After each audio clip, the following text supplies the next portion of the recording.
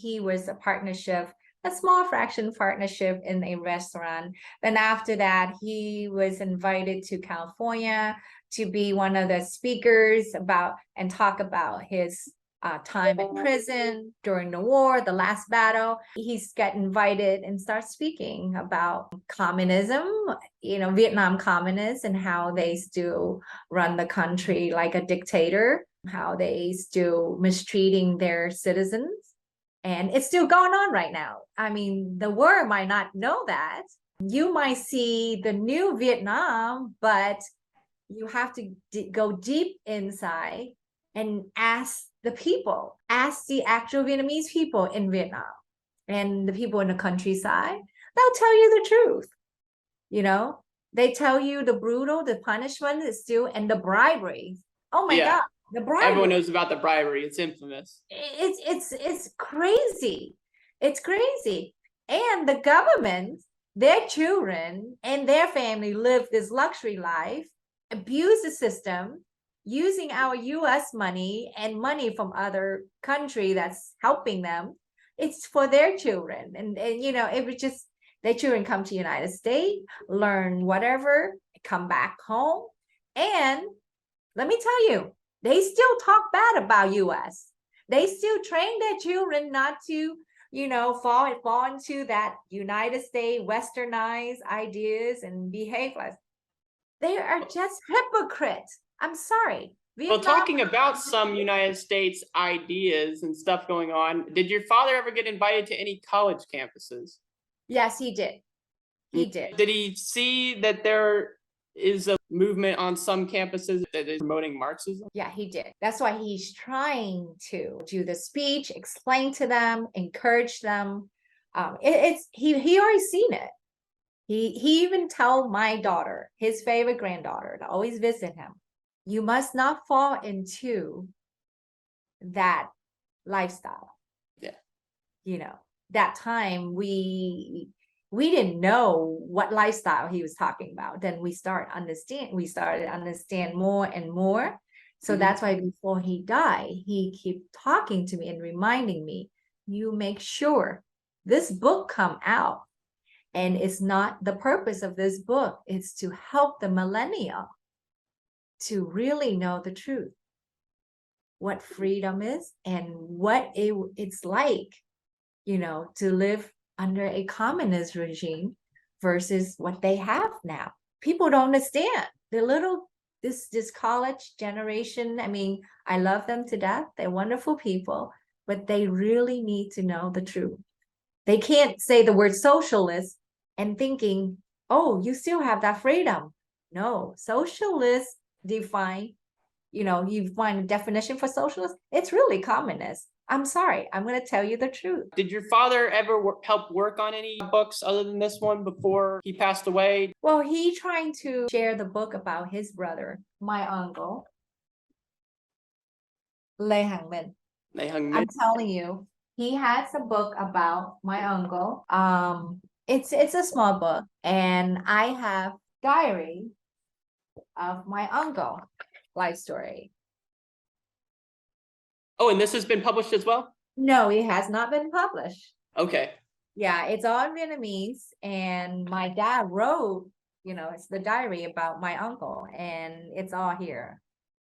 It has not been published. I just have to find time to do it. And it's a very interesting. I mean, when I was reading what my dad wrote about my uncle. See, the reason I keep mentioning my uncle because my dad kept mentioning my uncle to me, and he's saying, my name Lê Minh, I pretty much inherit his name. And my dad shared with me in 2018, and he reminded me again 2019. Okay, before he died, you have your uncle's name, you and your brother Lê Minh, the Steve Lee, but you have similar trait, determination. When I want to get something done, even though it takes me long, but I'm going to get it done.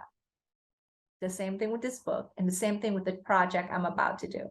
Yes, and speaking of that project, I guess we can go ahead and get into that a little bit. That's going to be about his time after the camps, right?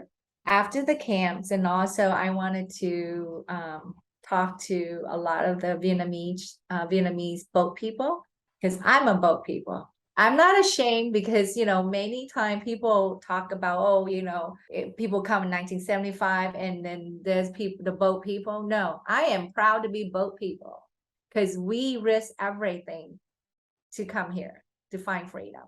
Getting into his time in the United States, what kind of hobbies did he pick up to maybe help keep his mind in the right place? Did he have something that was like his go-to happy time thing, or something to bring positivity to his life? Well, his happy time, there's two things. He liked to speak in the public, to share his opinion and to educate people, especially the young generation like myself and my children and their friends, or the millennial, the Gen Z. And then he also liked to visit us, my sisters in Virginia, or he would come here to Florida to spend 3 times a year with us because it's nice. He loved the beach. He loves foods. My husband is a chef, so he would cook for my dad and he would eat forever. He would eat for hours. And he would eat, wonderful foods. And when he's eating, he likes to share his story, and it's sometimes the story is very sad and sometimes very funny story. Yes. So those are his two favorite things, talking in public and also spend time with his children. And there was 9 of us.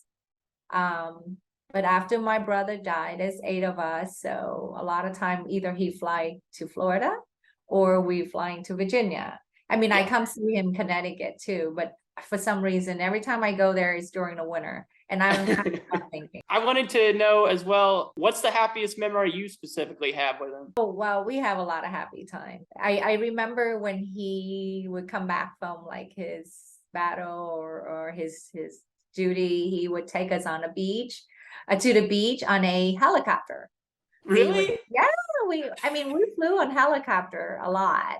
Did he let you jump into the water from the helicopter? No, take us on a helicopter, all of us, and then he'll fly us to the beach, or this like, it's like I would call recreation, where all the military family hang out and, we'll go swimming and eating.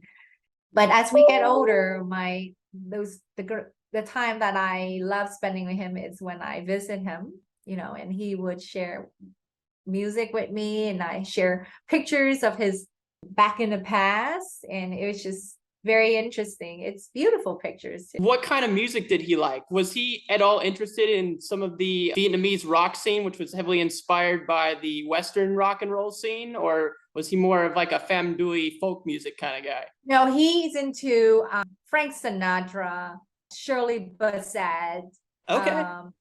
Elvis. Really? The 60 to 70 to 80s. He has a lot of Vietnamese singers that he's admired to. But when he's with me, we always listen to the oldies. Yeah. And he can sing any old. And I don't know why. I know a lot of oldies music too. And we would just spend time singing. And his English, even back in the 70s during his interviews, is remarkably good. I guess you got some of that from him. He speaks French. He's very fluent in French.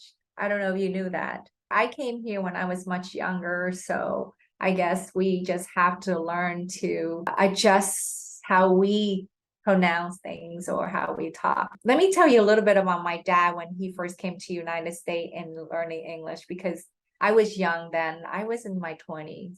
I just got married. The sad time is that I got married before he arrived to the United States. So well, hold on. Before he had already known English when he was in Vietnam, because he was. Oh yeah. You're saying he had to relearn it when he got here? Yeah, he has to relearn the slang. Oh, okay. Yeah. He's a little behind on that. Yeah. So when he came and, certain things that we say, he just like, what? He has this look, but we kind of help him catch up with all the slang. Cause I was young then, we say things like, it's just like now my kids' generation, they say certain things and I'm like, huh? What is this? They're like, okay, mom, forget it. We're not going to explain to you. It's the same thing that happened with me and my dad, Yeah. So, and my dad would look at me like, I don't know what the American teach you, but I don't understand what you're saying. He kind of culture shocked when he got to the United States in the 1990s, where he's like, whoa, things have really changed since I trained here. Yeah, it really, he got culture shock. This is not a bad thing. He got culture shock with his children, how we grew up in this country and how we adapted so well. And especially the three youngest kids, that's me, my brother, Steve, and my little sister, Jennifer. We were very Americanized, and I mean, we still are. We adapted this country. We grew up without a dad in this country. And it's not like he did something wrong. It just, he was captured. He was a POW. So we learned to grow up fast, do our own things. So we're so independent. And he couldn't figure how to deal with us. The traditional Vietnamese family, the children always have to respect, honor, and listen. I mean, we did, but we also give our opinions, which was a no-no. Yes, in a lot of family. But our opinion wasn't like a cruel, mean, disrespectful opinion. What you tell me, now I want to give you my opinion that I don't like it because, you know, that's not how it's supposed to. Things change that. It took him a while to understand us, but he finally did. Now, because of that, he was very protective of us. He always saying to me, my brother and sister, he always say that he wanted to protect us. And also he always tell my oldest siblings to just let them live their life.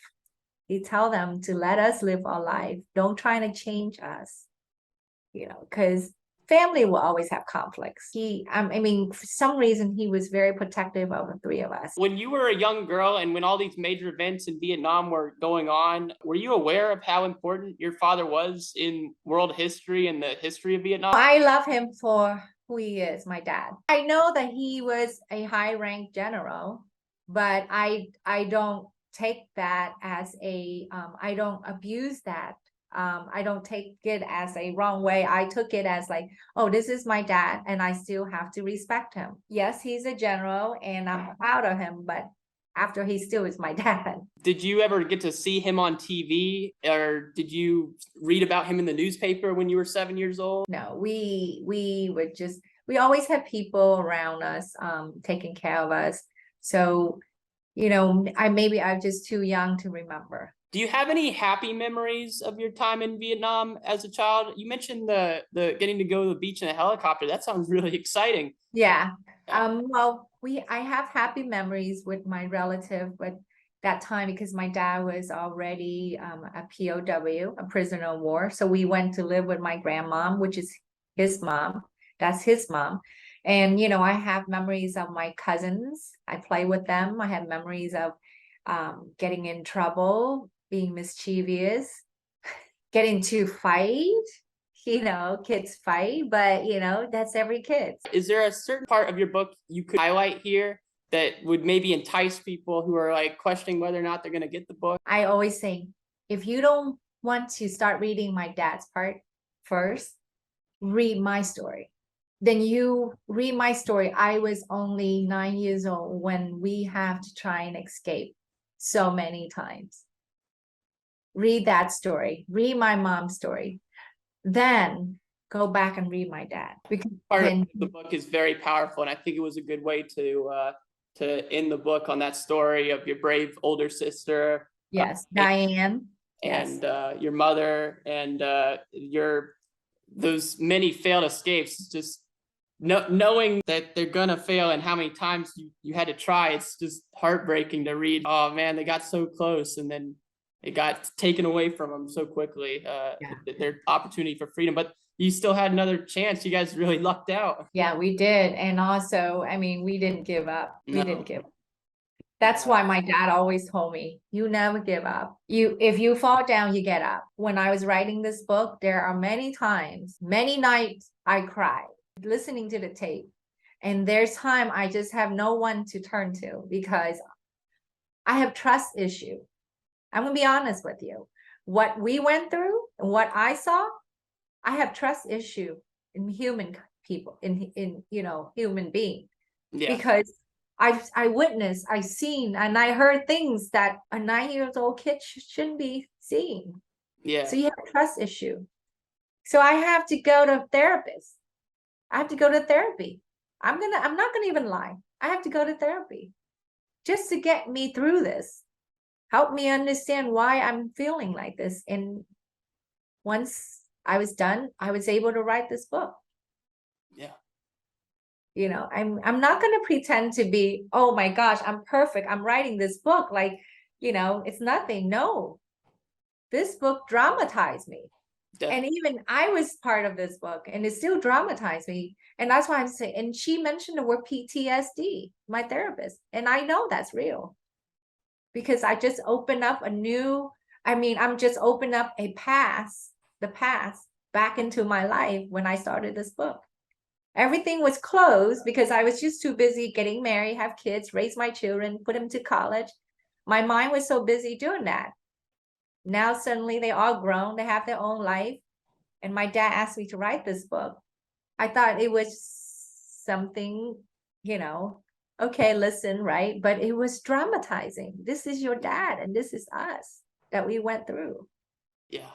And there's stuff in here that he's never talked about publicly before. A lot of this is new information to the public. There's various things on specific other people who were in the camps with him, which may have never even been told before, because some of these people have unfortunately passed away either due to time or they passed away in the camp, in the prison itself. So it's important that these people's stories were told. Are any of the big figures from the time in the prison camps still alive? The ones that he mentioned that are around his age? There's one left. He's somewhere in California, and I don't think he was a general, but he was also with my dad in the same prison camp. But I don't think he wants to be exposed. I don't think he wants to be, you know, mentioned. Yeah. So I kept everything private. Your father was one of the last people to be released from their prison system, right? Yes. Him, Mr. Yi, and 2 other general. That was the last to be released. And the funny thing is, they didn't even know they were being released. They didn't even know. Right. Yeah. Were they held? Do you think they were held longer than a lot of other people due to their defiance near the end of the war and possibly interview he gave to the public? Is that part of why they held him so much longer than all these other people? Their purpose is not to hold him that long. Their purpose is to kill him in that prison. But you know what? Whatever the communist purpose is not bigger than God. You read the story in there, how he believed in God, how he convert from a Buddhism to a Catholic. Let me tell you, no one's bigger than God. They can plan all they want, but they're not bigger than God. It is not. I mentioned, and if you hear in my recording with my dad, it's not your plan, Dad. It's God's plan. So I'm going to mention that again. It's not the communist plan. Even they want to kill him many times. It's God's plan. He did a lot of work raising awareness about the mistreatment of American POWs, which I found a very interesting take as well. He was near the later chapters. He talks about that American's name that he knows must have been nearby. How they kept these prisoners between these valley. Yeah. This valley. Yeah. Yeah, and it was so far away from everything. Even if you ran away, you had pretty good chances of dying in the jungle, right? Yeah. Yes. One part of your book that I had to laugh about, the time during the education part of the prison system, and the guy writing the notes. Yes. Writing from CAC. Yes. He is a high rank general. Okay. It's so funny that communist praised him. He's like, look at this guy. He takes good notes. Yeah, he is a leader. You know, you should follow his you know, good attentive personality, whatever. And my dad sat right behind him, and my dad tried not to laugh at him. Back laughter. He wrote the word DH, you know. Yeah. Like, oh my gosh. It was, you know, and I have it on recording. So I'm laughing every time I listen to that. I mean, yes, it's a comedic moment in a sea of sadness, I would say. Yeah. And you know what? The communists, abused that man, brutally beat that man so badly. You read that part. Yes. And that man is very respectable general. Mm-hmm. Yeah, Mr. Duc. And Mr. he Duc, is just strong-minded, and he just like he is a character, but he's very respectable, and they treated him. You saw what I wrote, what they did to him. They drag him out, and they make my dad and two other guys dig that hole Mm-hmm. in this like cave, like a mountain, and dig a hole like a slot where you slide the coffin in. Well, Yeah. that's what they did. They Yeah. put him in there, and they torture him for 14 days in there. Yeah. It's honestly remarkable that any of these people survived. So many were lost, but it's really sad that that's not more well known and more well reported on. He was never the same when he came back out. When he came out of that, he was never the same. My dad say he was like a zombie, like a walking, a dead person walking. It was just how many pounds had he lost? Oh, my dad say he just skeleton. Yeah. He's just like a skeleton walking around, and his mind is completely, and he scream and yell all the time, like, because they beat him. So, you saw in the part where he couldn't sleep at night, and one of the prisoner, like, got so irritated with his complaining, crying, and all that. And it's not his fault, because he's traumatized. Yeah. And people forget to be empathy and sympathy for each other sometimes, and you can't blame them because they all been through hell. So when your father got back to the United States, was he able to put that weight back on pretty easily with all the deep fried food we got over here? Yeah, he did. He like I say, he loved to eat. And the reason he eats so slow for 2 hours because of the food that they fed him in prison. You can't eat that. You saw what I wrote. Mm-hmm. You have to chew so slowly in order to break it in pieces and to digest. And that's how he learned to save his food so he can get by. Because the portion is so small, and it's not enough, but so you chew enough that you get the saliva, and you kind of like, have that taste, and to keep inside of you for a while so you don't get hungry. Yeah, he's got a mindset to preserve food, and that was carried over into America. Yes, and when he eat with us, it's like 2-3 hours, and we realize what he's doing. Yeah. So we always let him enjoy it. We would have breakfast from 9 o'clock to noon. Yeah. 9 o'clock to noon. That's a long breakfast. Yes. And he's really lucky that his son-in-law was a chef too. Yeah. I wish I'd gotten to meet him. I had even in 2019, I made unofficial plans with a high school friend of mine who was also kind of interested in him.